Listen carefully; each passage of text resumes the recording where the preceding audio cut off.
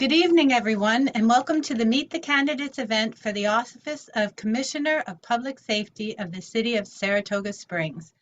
All candidates on the ballot were invited and are present. This event was organized by the League of Women Voters of Saratoga County. My name is Kathy Kobrick. I am a member of the League of Women Voters of Saratoga County. I live in the town of Malta, and I will be your moderator tonight.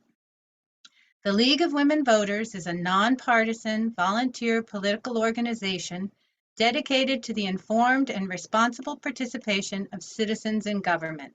The League never supports or opposes any political party or candidate, and that has been League policy since 1920. Membership is open to anyone who is eligible to register and vote. Please consider joining your local League. Before we start, I want to remind the candidates and our audience that the recording taken tonight is the property of the League and can only be used by the League or licensed media according to FCC regulations. This event will be posted in its entirety. It may not be used by the candidates except to post a link to the complete recording. We do not make this request lightly.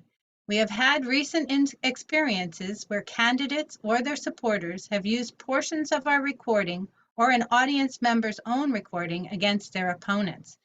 As the League is a nonpartisan organization, use of the recording by one candidate specifically against another candidate is in contradiction of our purpose.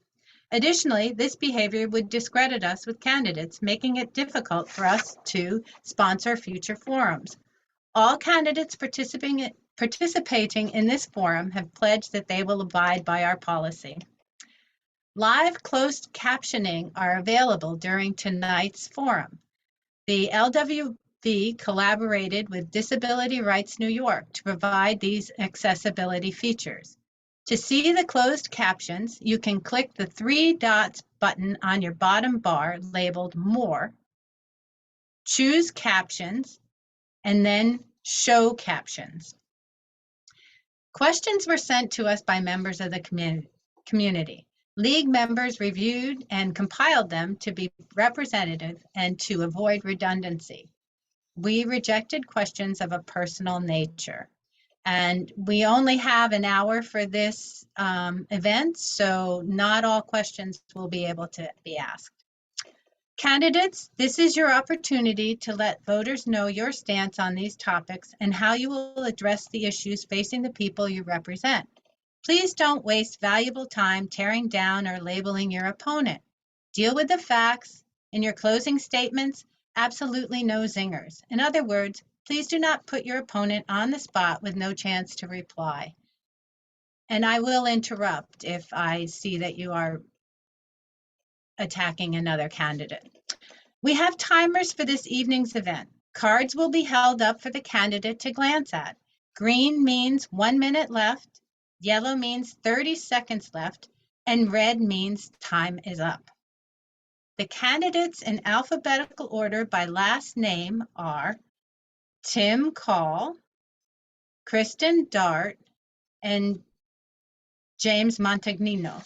And I'm going to be referring to Timothy Coll and James by Tim and Jim. Now it is time to hear their 2-minute opening statements. They have drawn lots to determine the order. And the first to speak will be Kristen Dart. Kristen? First, I'd like to thank the League for hosting this forum and for the work that you all do to raise awareness of elections and registering voters. As a fifth-generation Saratogian, I'm proud to be running for the Commissioner of Public Safety. I spent the majority of my life here in Saratoga, and I have a long-standing commitment to serving the community, from my high school days when I suggested that public comment be added to city council meetings, to recently serving on the Police Reform Task Force, and currently serving as the inaugural chair of the Civilian Review Board. I also work on the Community Development Block Grant Committee to distribute funds throughout community nonprofits. Our police and fire departments work tirelessly to keep our community safe and healthy. However, I understand that public safety is not only the police and fire departments. Public safety is about supporting the community. When we build a strong community, we have a safe community. Safe community means prioritizing pedestrian safety by connecting our neighborhood with more sidewalks and bike lanes.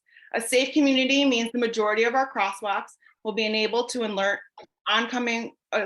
traffic when pedestrians are crossing. Public safety is pedestrian safety. Over my lifetime, I've watched our city change and grow. Any city and organization should always be looking to improve. As Commissioner of Public Safety, I would work to implement the 50-point reinvention plan. The 50-point plan was the work of community members with significant input from the public. My implementation would focus on broadening the recruitment of new members to the department, ensuring that we build relationships with regional colleges and universities in order to broaden and diversify our candidate pool, and also to add civilians to the department in the form of social workers, helping to improve the department's ability to connect people to mental and behavioral health resources that they need, and can add a trauma-informed response to domestic violence in the situations that deal with minors. Last but not least, through my work in local government when I lived in Providence, Rhode Island, and now lobbying for reproductive rights, I know how to navigate the difficult conversations that build communities and can build policy solutions. I humbly ask for your vote on the community first line. Thank you, Kristen. Jim, your opening statement. Thank you. Good evening. I'm Jim Montagnino, and I'm the Commissioner of Public Safety in Saratoga Springs. When I ran for office 2 years ago, I made you a number of promises. I'm happy to report that our administration has delivered on those promises. First, I promised to report on the circumstances surrounding the death of Darrell Mount. In my second month in office, I presented a 37-page report that detailed with factual and legal specificity the events of the night of August 31st, 2013. The report showed that our police officers acted entirely appropriately in responding to a domestic violence incident they had witnessed, and that Mr. Mount sustained his injuries when he fell from scaffolding while attempting to avoid apprehension. Second, I promised a civilian review board. In my fourth month in office, I presented to the City Council a draft ordinance that I had written, which created the CRB and outlined the scope of its powers and authority. That CRB is now fully functional, though I'm pleased to report they currently have no complaints to investigate at present. Since its effective date on January 1st of 2004, the city charter has mandated a plan for state accreditation of our police department. Though 5 prior commissioners of public safety have occupied this position since then, none have made any significant progress toward accreditation. I'm pleased to report, however, that we have spent nearly the last 2 years working toward that mandated goal and have successfully passed our final assessment by the Division of Criminal Justice Services, and we await the official award of accreditation before the year is out. Finally, and perhaps saving the best till last, our administration has taken the 3rd fire station from groundbreaking through completion. We're in the final steps of equipping the station with office furniture, kitchen equipment, and various other final touches in anticipation of opening by November 1st. We've gotten a lot done in the last 2 years, and there's still a lot more to do. We humbly offer our services to the voters should they choose to elect us for another term. Thank you. Thank you, Jim. Tim, it's your turn. I want to thank the League of Women Voters for hosting this forum tonight. My name is Tim Coll. I'm a candidate for Public Safety Commissioner in Saratoga Springs. I'm 58 years old. I am married, and we have 2 adult children that we're very, very proud of. You know, in the 1980s, in the United States of America, there was a savings and loan crisis. And at the time, I was recently graduated from college. I had a finance degree. And I was working for a large international bank. And at that time, the FBI was trying to find new agents who had banking experience. So I became an FBI agent. And I did that for 30 years. And I worked a variety of different investigations. I worked drug investigations, money laundering investigations, organized crime, white collar crime, including corporate fraud, public corruption, and terrorism. I had the opportunity to lead the terrorism task force here in Albany. I supervised between 18 and 20 investigators, detectives, agents from a wide variety of different agencies that were very diverse. They were federal, state, and local agencies. And we worked, jointly collaboratively to accomplish our goals and objectives. If I'm fortunate enough to be elected here in Saratoga Springs, I will use my experience and skill set to keep all Saratogians safe. Thank you. Thank you very much, Tim. Okay, so now it is time for questions. Candidates, you have up to 1.5 minutes to respond to questions. You are not required to respond. You may pass if you wish. You have 2 opportunities during the question and answer session to request an additional 1 minute to either add to your response or to respond to something another candidate has said. Just hold up your hand and say extra minute, and I will acknowledge your request. The timers and I will keep track of the number of extra minutes used, so you only get 2. Questions will be alternatively directed to candidates so that each one gets a chance to respond first.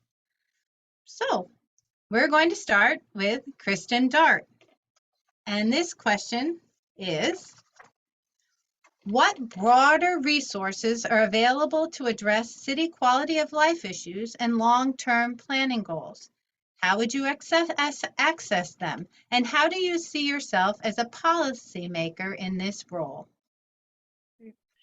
So I believe that there are both federal and county, state resources available to address a multitude of issues. I think we've seen the city use some of those resources as we continue to improve our infrastructure.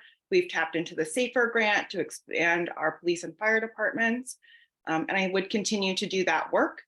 I also believe that the county and the state should be supporting our work as we address our unhoused population, that we should be bringing together the expertise of the local nonprofit community and our government resources together to address those issues in our community. Okay, thank you, Kristen. Jim, you're up. Thank you. The resources that we need to tap into are at the county and state level primarily. And I would like to focus the attention on our homeless population. It's really unfortunate to see that a significant percentage of our unhoused suffer from mental illness and chemical dependence, and many suffer from both. And unfortunately, both the state and the county have not stepped up to meet the need.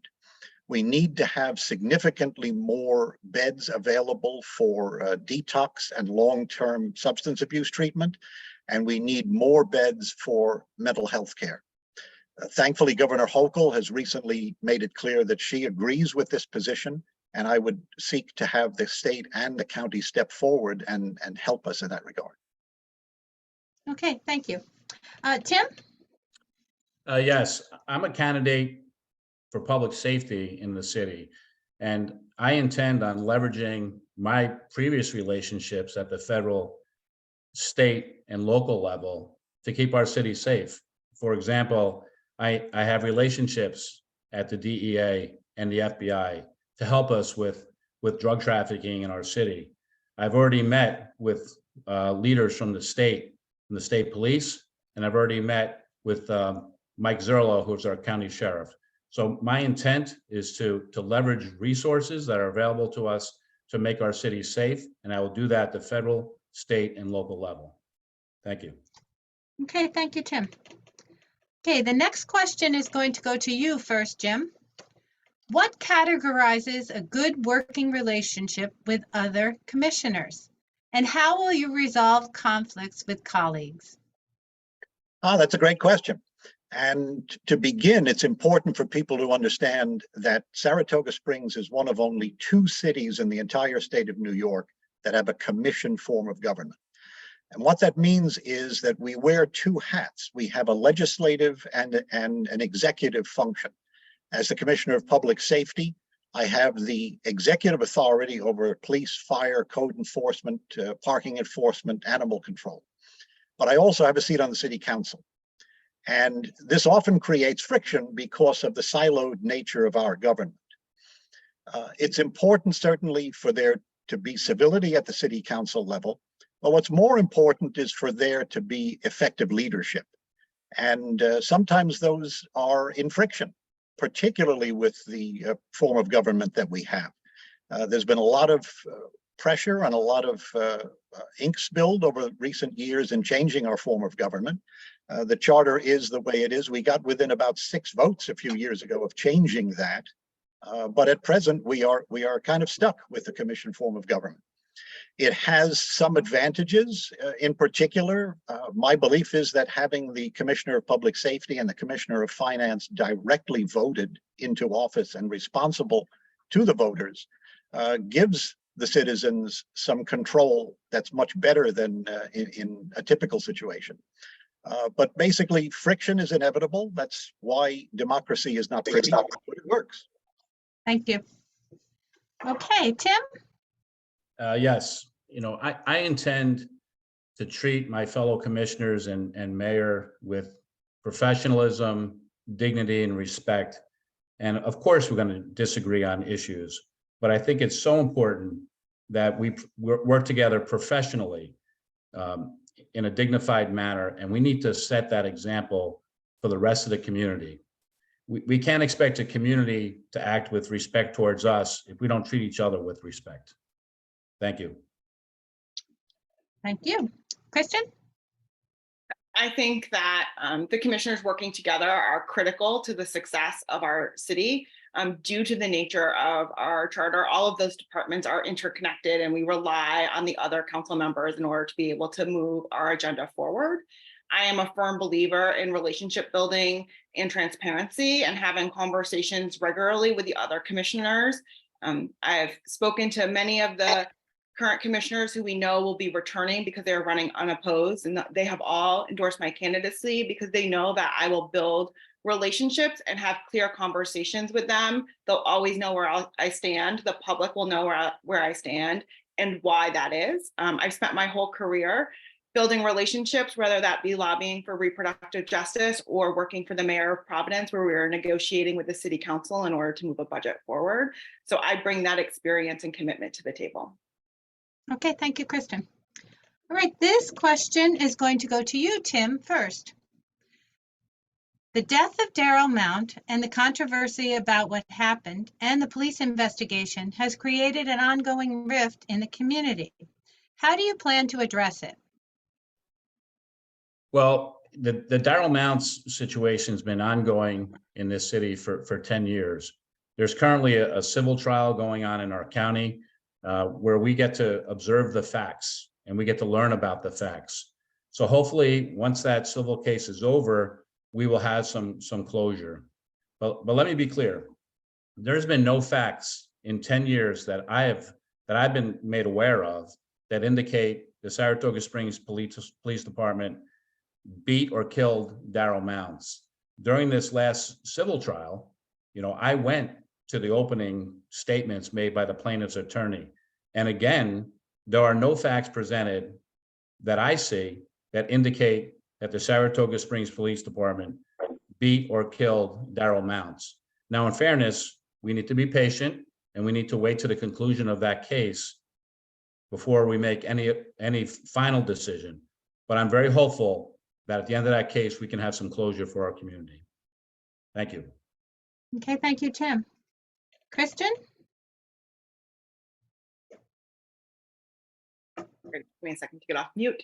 I believe that the Daryl Mount case has brought a spotlight to policing in our community. And quite frankly, it is a response to policing across our country. And that is why I am committed to implementing the 50-point plan. I sat on the police reform task force that came out of an executive order from the governor at the time. And much like I spoke about in my last answer about building relationships, it is important that the police and the community have a strong relationship with each other. And that means having direct conversations and coming up with policy solutions that meet the need of our community in this moment.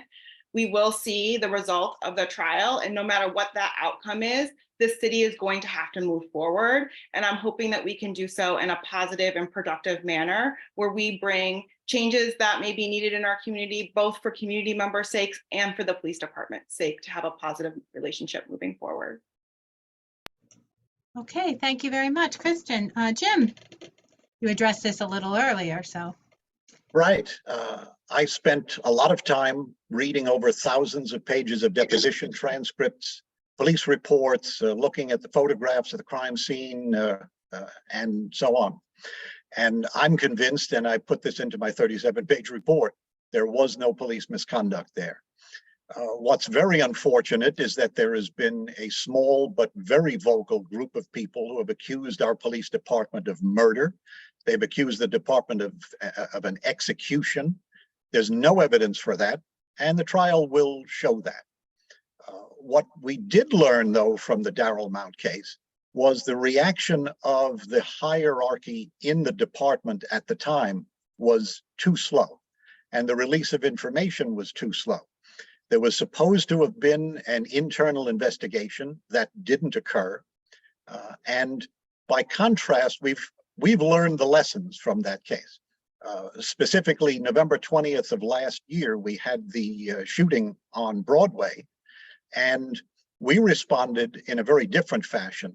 We took a lot of criticism, but I'm convinced that we did the right thing by releasing a minute or two of the body camera footage and the poll camera footage to show that this was an isolated incident between two individuals who were intoxicated. This was not an incident of gang violence or a racially motivated incident, as social media had begun to discuss earlier. So it's openness that makes the difference. Thank you. Thank you, Jim. Okay. We're back to you, Kristen, being the first one to answer the question. What is the role of the Commissioner of Public Safety and the Police Department in response to protests? What will be your department's policy and how will you implement it? So the role of the Commissioner of Public Safety and the Police Department is first and foremost to keep our community safe. As we see protests for a growing number of reasons, I think in part because political engagement is very high in this community, and we've seen throughout the country, that is the priority. And I believe that we should be looking to other departments in order to ensure that they're keeping people safe and respecting their First Amendment rights to protest. It's what this country was founded on. So I would look to other municipalities, such as New York City recently entered an agreement with the New York State Attorney General's office about how they should be responding to protests. Obviously, we are a much smaller community than New York City, but we should learn the lessons of other municipalities, especially since we are currently under an AG investigation for our response to protests. I'd like to make sure that that does not happen under my leadership of the department. Okay, thank you very much, Kristen. Jim? Well, I'd like to show the contrast between what happened in the summers of 2020 and 2021 versus the summers of 22 and 23. In the two prior years under the past administration, protesters were arrested in the street. And in addition, in the summer of 2021, a half dozen or more protesters were arrested for petty offenses on arrest warrants, significant weeks of time after the incidents allegedly occurred. Under my administration, not one single protester has been arrested for any offense, despite the fact that, for example, on Juneteenth of 2022, protesters blocked Broadway and shut it down for about 10 minutes. Our officers simply directed traffic around the protesters. Nobody got arrested, nobody was hassled, nobody was hurt. That policy will continue. And in addition, I've adopted a written policy that's in the manual now, where protesters or other individuals who do cause acts of civil disobedience of the petty offense level do not get physically arrested, but rather, if there are charges to be brought, they're brought by way of a summons. A piece of paper is served upon the individual requesting their appearance in court, and the matter is adjudicated before a judge without the need for a custodial arrest, without the need for handcuffs, without the need for cutting into a person's liberty. And that's reality now. Thank you, Jim. Tim? Yes, it's obviously our First Amendment right in this country to protest. But like all First Amendment rights, it's not absolute. It's not proper to block intersections when emergency vehicles are trying to get folks to the hospital, and such. But I will say this, I've worked on a task force with the Attorney General's office, and I would be willing to sit down with the police chief and make sure that we craft a good plan for our protests.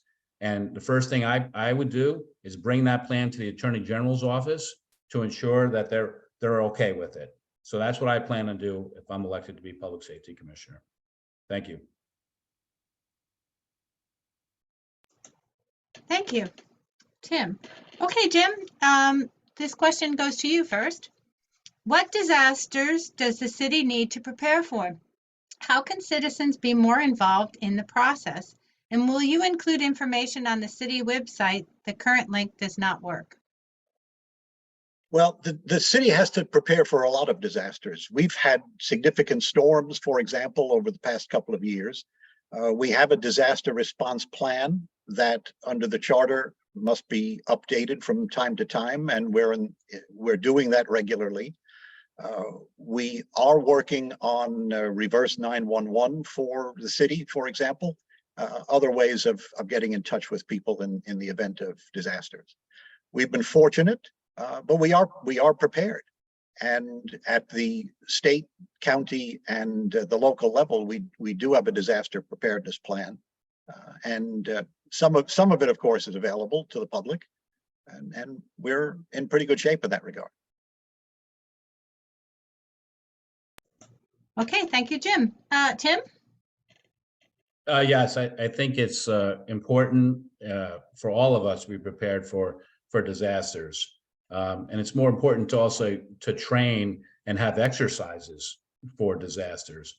You know, part of what I did in my career, I actually worked special events at the Saratoga racetrack to ensure if we had a terrorist attack there, that we would be able to investigate it and keep people safe. And that would extend to our areas here at SPAC as well. I've done that before in my career, and I don't anticipate any problems at all working with the fire chief and police chief and the ambulance, which is also under the Public Safety Commissioner, to make sure we achieve those goals. Thank you. Jim, I saw that you had your hand up. I'm going to let Kristen answer, and then I'll go back to you, okay? Kristen? Yes, we need to be prepared for any disasters that come our way, whether they be natural disasters. We are an old city with failing infrastructure, so we need to be able to communicate things like a water main break that we saw earlier in the year. When we know a storm is coming, we need to be able to communicate with our residents before, during, and after what those response plans are. And similarly with large tourist events and attractions in our community, it's important that all of our departments, and again, this is a part of the commissioner system, that not only does public safety have to be prepared with police and fire, but making sure that we're building a relationship with our public works department, with our mayor's department, to make sure that we have access and communication to the resources that we need to address the issues that we face in real time. And I agree that we should be regularly training for those exercises, making sure that we have the technology that we need to address the concerns that come our way. Okay, thank you, Kristen. James, you want to use your red card? You're going to get a minute. Okay, thanks very much. Thanks. I won't need the full minute. I just wanted to point out that early this spring, we had a task force that had a run through of a simulated mass casualty at SPAC.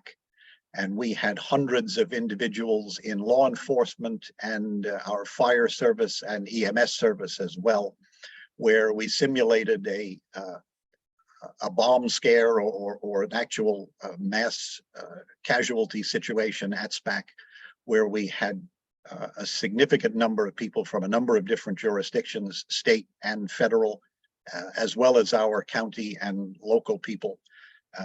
Saratoga Springs Police Department was there, as well as the fire department, our emergency services. So we actually do have full run-through scenarios where we prepare and train for these kinds of emergencies. Thank you, Jim. Okay, this question is going to go to you now, Tim. There are many areas, including the track, near the Fresh Market and Maple Avenue that do not have reliable internet service, which impacts contacting 911. How will you fix this? Yes, and I'm aware of the liabilities with our internet service over in those areas. And I intend to meet with the cell phone carriers to see if we can come up with a solution to increase our Wi-Fi over there. That's what I intend to do as we move forward. Thank you. I keep muting myself. Kristen? I also believe that there is a state responsibility here as well, that the state can put pressure on the cell phone carriers in order to ensure that service and connectivity is happening throughout the community. I think, we are still at the ends of a pandemic where folks were working from home. Cell phone service is a necessity. That is how we all are communicating most of the time. We saw it most recently in the unfortunate case where a young woman was shot and ended up dying, and her community, her friends could not get into cell phone service to get her the emergency services that we need. And that is critical for our communities. There should be no part of our community that doesn't have access to cell phone service. It's why we built the third fire station, to make sure that people had access to the services that we need. And that should be a commitment to our community to ensure that there are no places where we don't have cell phone or internet service. Okay, thank you. Jim?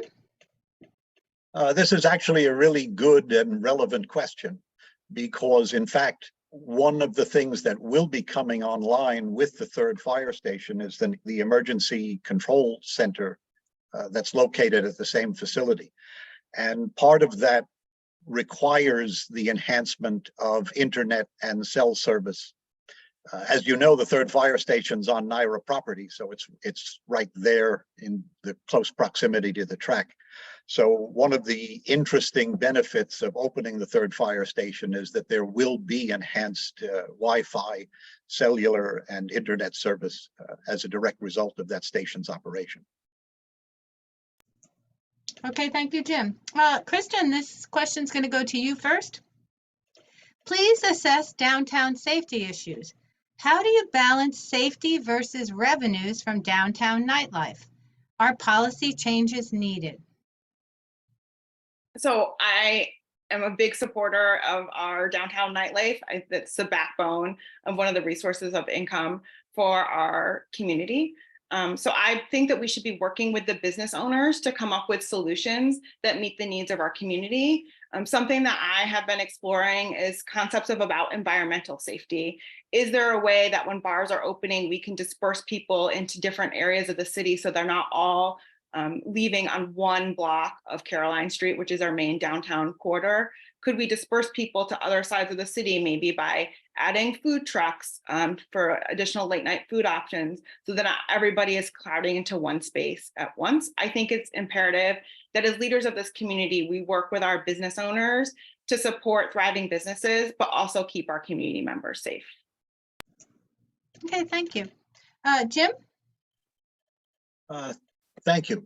A couple of points. First off, during this last year or so, I proposed and the city council passed a resolution by which new liquor licenses, when the applications go before the state liquor authority, are accompanied by a letter from the city attorney requesting that if the license is granted, the last time for the service of alcohol will not be after 2 a.m.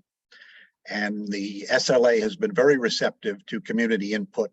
And so this has been a way of gradually changing the closing times of the bars, because we've done exhaustive studies in the police department of where the hot spots in the city are and what the times of the highest calls for service and the most frequent uses of force in the city. And it focuses on the very late night hours in the Caroline Street area. So we've had a lot of success. You may have noticed over the last 2 years that the bar strip has quieted down. We had a lot of problems with Gaffney's, for example, in the early part of our administration. Gaffney's was closed for a few months as a result. We had a memorandum of agreement that we entered into with the ownership there and the SLA, and things have changed significantly for the better. That's happened with a number of other bars as well. So the confluence of both the earlier closing times and the use of data analytics to determine where the hotspots are have really had a difference. Okay, thank you, Jim. Tim, it's your turn. Sure. So the issue is really the bar closing times. So the New York State law is that the counties set the bar closing times, and that legislation was passed with good intent. For example, you have a county, the bars are going to close at a certain time. You didn't want the kids running around the county, going town to town to town to try and get the last call. So right now in Saratoga County, the bar closing times are 4 a.m. We have between 2 a.m. and 4 a.m. It's my understanding that's a very, very busy time for our police officers. I would advocate working with the business owners, as Ms. Dart said, but I really am leaning towards closing the bars at 2 a.m. at least the majority of the year, and maybe allow them to open up at certain times during racing season. The bottom line is our police department is understaffed, underappreciated, and they're exhausted. I've talked to them individually. They're very, very tired, and they're concerned about working those 2 a.m. to 4 a.m. shifts, in our city. And what has happened, all our critical incidents have happened between 2 and 4 a.m. The Darrell Mounts situation happened. We had a critical incident. We had a police shootout happen between 2 a.m. and 4 a.m. And those are the facts. Okay, well, thank you. This question is going to go to you first, Jim. Which aspects of the Civilian Review Board do you support? What would you keep or modify? And how does restorative justice fit in? Or restorative justice, I guess. Sorry. That's a really great question, because in terms of things that I would change about the Civilian Review Board, I don't think I'd change any, simply because the ordinance that created the review board was written verbatim by myself. Not that I'm patting myself on the back for it, but I'm saying that I took the suggestions, the recommendations of the Police Reform Task Force and turned that into real legislation. If you read the ordinance carefully, you'll see that it not only has procedural aspects to it, it outlines the scope of the authority of the CRB, the administrative subpoena power of the CRB, and it also carefully tracks the language of the city charter, which empowers the Commissioner of Public Safety to be the final authority for police discipline. And that ordinance relevant to the CRB specifically outlines the responsibilities as well as the authority of the commissioner when it comes to dealing with the results of a CRB report and recommendation.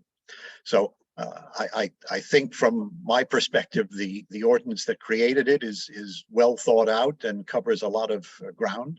It allows for a kind of safety valve where the community gets an opportunity to apply its standards of civility and propriety when there are allegations of police misconduct, but provides the final word to rest with the Commissioner of Public Safety, who is the person that the charter says is the one in authority. Okay, thank you very much, Jim. Tim? Yes. Yeah, the CRB, like Mr. Montagnino said, has been created. It's not operational yet because it has no cases. And I know it's been modeled after other CRBs and cities throughout the country. Sometimes they're referred to as Civilian Complaint Review Boards, or CCRB is what they have down in New York City. And and I'm an advocate for the CRBs. It provides a checks and balances, for the police department. So if I'm elected public safety commissioner, I would look forward to working with the chair of the CRB, which is Ms. Dart. Okay, thank you. Kristen, I think you probably have something to say about this. Yes.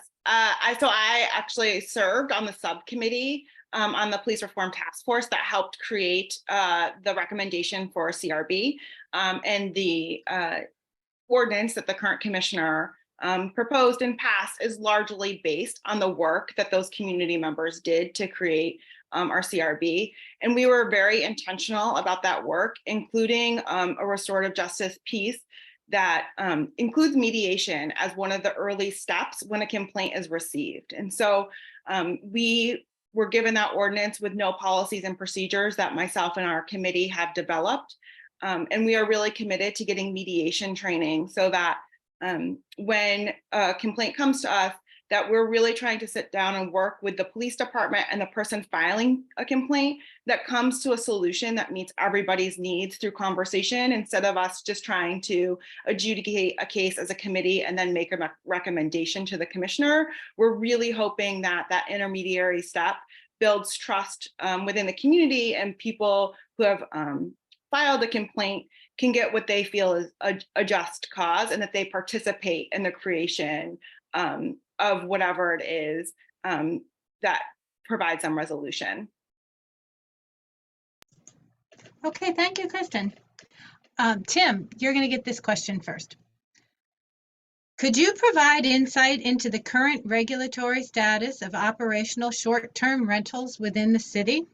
And what is your position on this as a code enforcement matter? Yeah, that's a good question. So, I've attended the workshops that were hosted by Commissioner Moran, and I give Commissioner Moran credit for leading those workshops.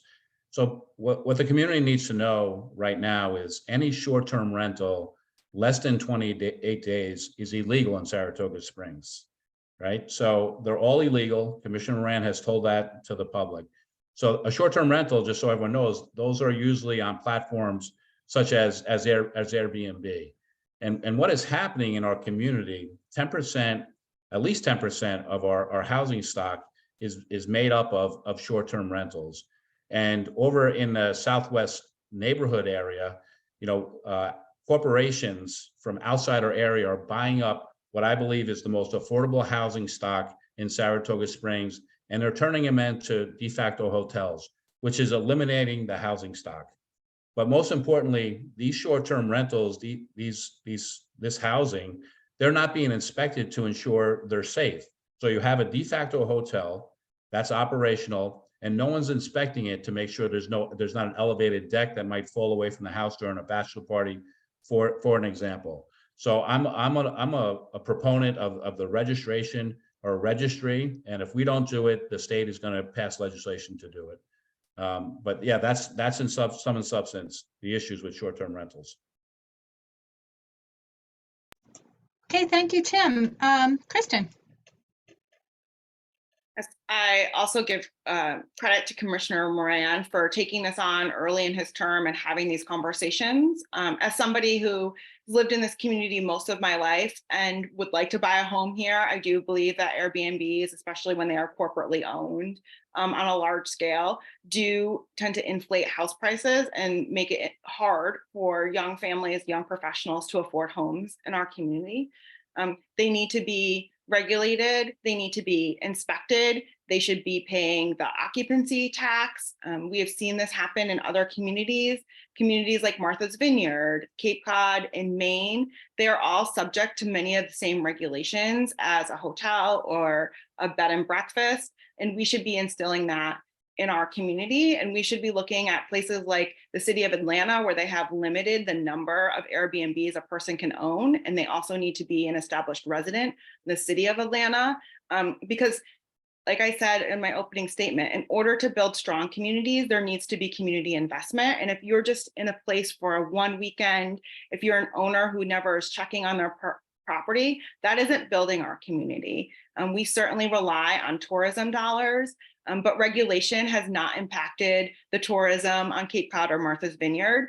So I believe that we can come to a solution that still provides the opportunity for people to make income if they need to from their homes and still keep our community safe. Okay, thank you, Kristen. Jim. The short-term rental issue is one that has really percolated to the surface here. We've seen the last 2 years have been nothing but talk. Absolutely nothing has moved forward by way of ordinances or regulations. Short-term rentals are currently illegal in the city.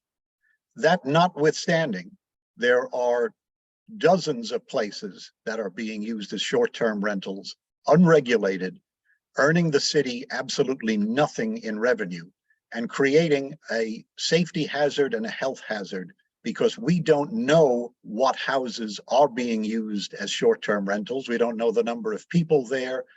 We don't know what facilities are there for fire suppression, fire prevention. We need to move. We need revenue sources to pay for the expense of the third fire station, operating the third fire station.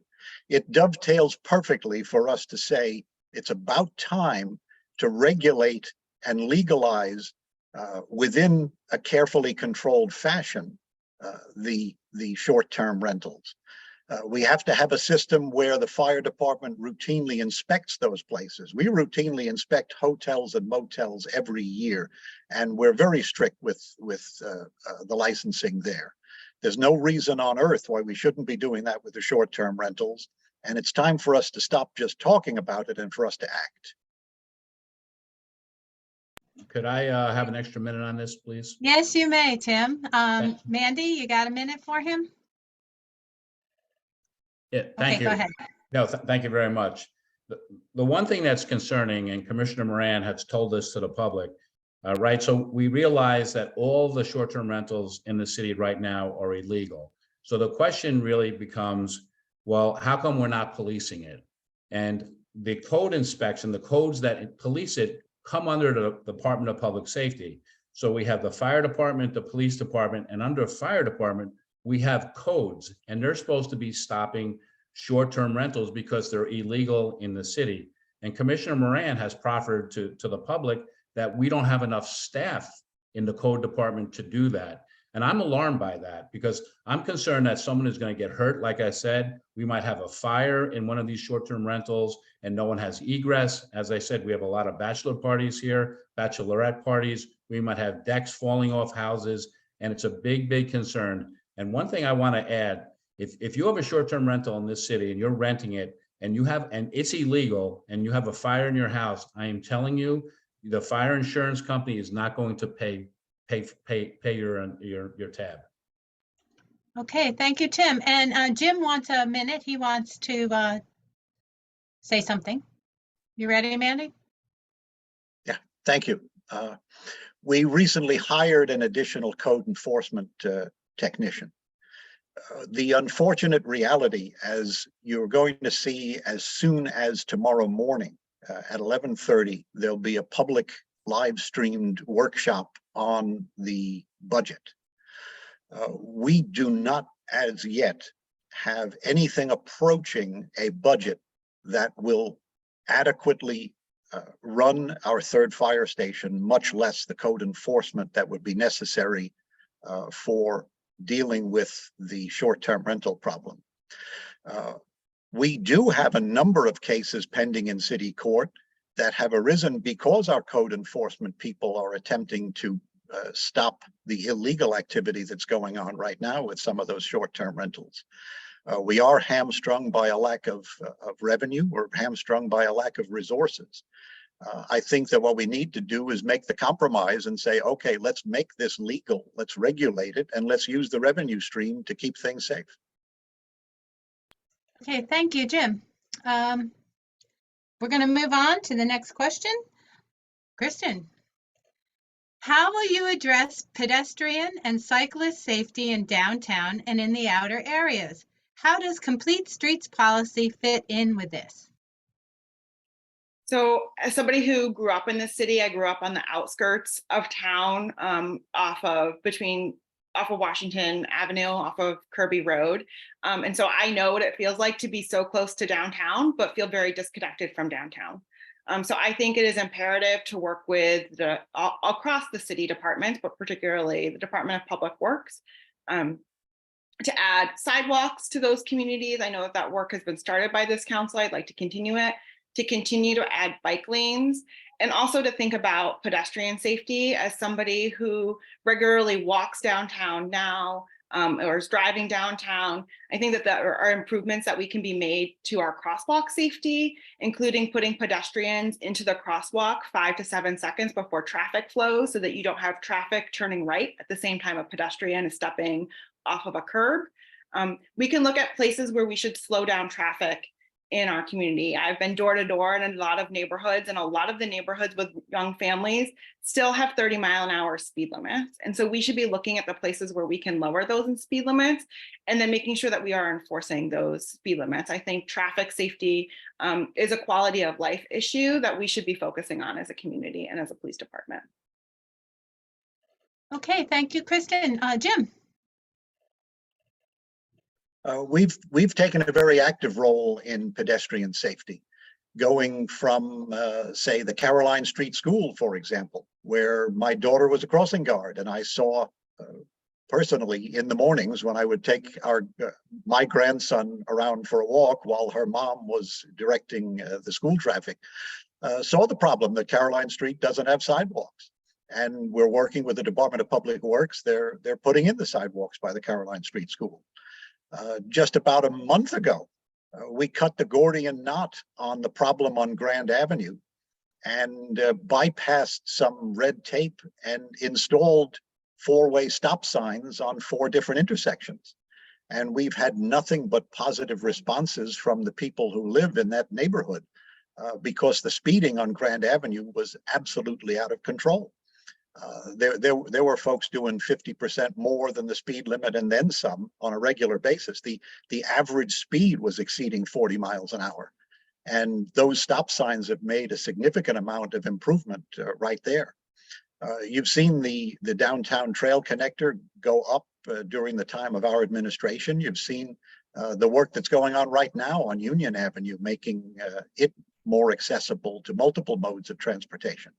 So this particular administration, and I don't take sole credit for it by any stretch of the imagination, this is an effort of the entire administration in getting the city more pedestrian friendly, more bike friendly, and so on.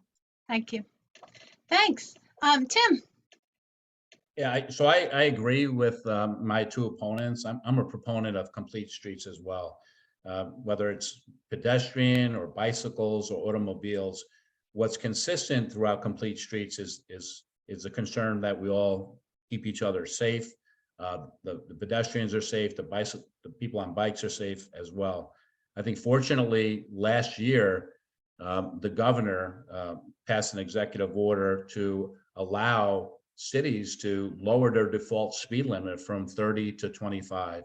And I think we should take advantage of that. We should look at individual situations and see if they need to be lowered from 30 to 25, because now that is another tool in our toolbox to keep us safe. Okay, well, it's getting towards that time. We're going to have one last question. You guys did candidates did a wonderful job answering questions quickly. This question is going to go to Jim. How can the department protect and support crime victims, especially when those victims are minors? That's a fabulous question. And one of the ways that we're helping with minors in the first instance is before crimes are committed. We've expanded our school resource officer program so that now we have SROs available in the elementary schools, in addition to the SROs that previously and still exist at the high school and middle school levels. We want our young people to understand that our police officers are members of the community, just like their parents and their relatives are, and that they're people that they can turn to in times of difficulty. We've had a great positive response from the vast majority of the parents of those children. And those kinds of dialogues, I think, are really important. We need some additional infrastructure in the police department itself. We don't have very much in the way of privacy for communication with crime victims. That's something that we need to address. But things are improving, certainly, because along with our accreditation are requirements with regard to how we handle the privacy of victims of crime. So we are moving forward in the right direction there. Okay, thank you, Jim. Kristen? Oh, I'm sorry, not Kristen, Tim. Yeah, you know, I think it's important that you know, we spend a lot of time with victims, right? You can't solve crime and keep the community safe unless victims feel free to come forward and they trust the police. And I'm a big believer in you know, unbiased policing, and that's policing based on people's activity rather than their status as Black or white or rich or poor, or by their sexual orientation. So I think if we police in that manner, we'll have more trust from the community, and our victims are more likely to come forward. You know, in my career in the federal government, we had victim specialists, and I know they have them at the county level too. And I'm not sure if I don't know if we have enough staff in our police department now to deal with it, but I would encourage more training so we know how to deal with victims. And I would leverage the resources again with state and local agencies to see if we can get better trained in that area. Okay, thank you, Tim. Kristen, now it's your turn. I think that this is a critical issue for any police department, including ours, that especially when dealing with minors, whether they be victims of crimes, or quite frankly, if they are in a situation where they potentially have perpetrated a crime, I think it's really important that we are intentional about how we speak to minors and how we treat minors. That I believe that if we added social workers to our department, it could help in a multitude of areas, including how we address victims with a trauma-informed approach. We know that there are crime advocates at the county level, that should be a step that a family is connected to immediately when they have a minor child who's a victim of crime. It's imperative in order to continue to build trust with the community that we're dealing with these cases in the most sensitive way, that we're examining how we publicize these cases to make sure that there aren't any details that may accidentally identify a minor and then continue to potentially cause further harm for them outside of an incident that they're already dealing with. And so I think that this is a connected approach to who we have as personnel in the department, and then making sure that we have intentional trainings that are specific to how we deal with victims of crimes, and then how we deal with victims of crime who happen to be minors as well. Okay, thank you, Kristen. All righty. Well, it is time now for closing statements. Candidates, you have no more than 1 minute to give your closing statement. So Kristen, you're going to go first. I'd like to thank you all for your time, and for my opponents for having thoughtful conversation. My attitude in bringing myself to this position is an attitude of servant leadership. I think that is really important for our elected officials to understand, is that we serve the community first. And I think this position is really unique in that our constituency intersects of community members and then the large number of staff in the departments. And we need to be willing to have the tough conversations transparently to balance the needs of both the community and for the departments. There may be times when those needs intersect, which is great. We can move forward with policy solutions there. And there may be times when we differ, and we need to be thoughtful about how we move forward. As somebody who has worked on policy, who's worked with city councils, who's worked in government, I know what it takes to have tough conversations and build real policy solutions that build consensus and move an issue forward. I am deeply committed to this city, and I look forward to serving it as its next public safety commissioner. Okay, thank you, Kristen. Jim. I want to thank the league for hosting this. I think it's one of the most valuable parts of a campaign to have an opportunity for a equal time for all the candidates to express their views and answer some of the difficult questions. This was great. I want to remind everybody that Saratoga Springs is the finest city in at least 100-mile radius of here. It's the greatest place to live. It's the greatest place to spend weekend time. It's the greatest place to come and have fun. I also would suggest that to those who have lived here or visited here over the last few years, make a comparison. Where was the public perception of the Saratoga Springs Police Department 2 years ago, and where is it now? Where was the perception of our fire service and our EMS service 2 years ago? Where is it now? We've got a police department that's on the road in the final stretches to state accreditation, and a third fire station that's just about to open. So I humbly ask that I be given the opportunity to remain commissioner. Thank you. Thank you. Tim?